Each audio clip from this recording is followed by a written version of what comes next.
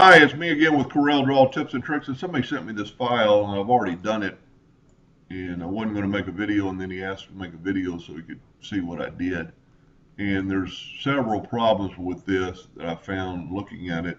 There's some broken lines, and also there's hairlines and different weight lines, like this is a 5-point line, this is a hairline.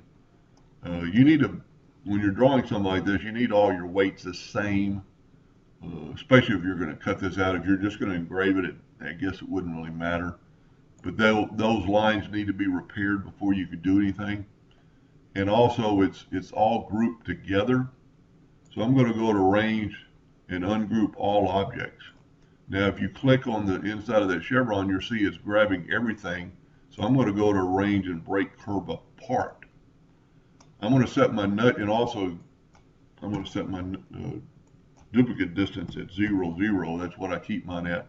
This drawing is about 24 inches, so I'm going to change my nudge distance to 24. Get rid of these inner parts of the chevron and just kind of get them out of the way.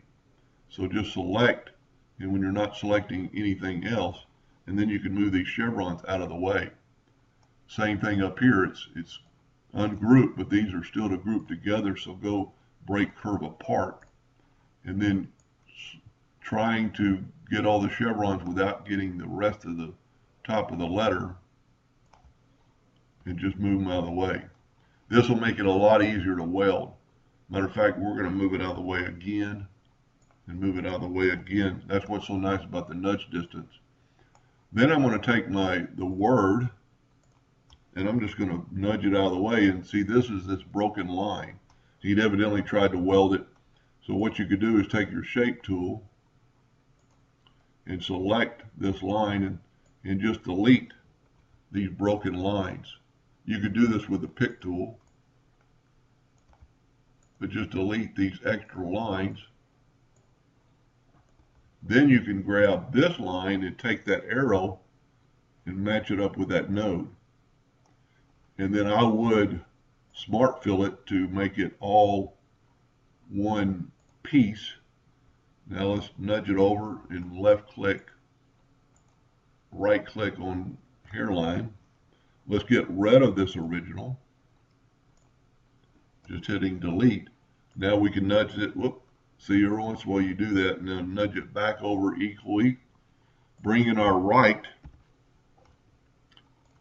the word right, and then it should all weld together. Then just select it all and go up and hit weld. And it works, and you can test that out by looking at it, and you don't have any leaks or any breaks. Then what's so convenient about this, you have it change your nudge distance, just nudge it back. Because a lot of times those inner parts, his main problem was the broken lines, but the chevrons could go away when you're welding, and then you have to do back minus front. And this way, if you get them out of the way, so now we can click on it, and that's what the drawing is going to look like.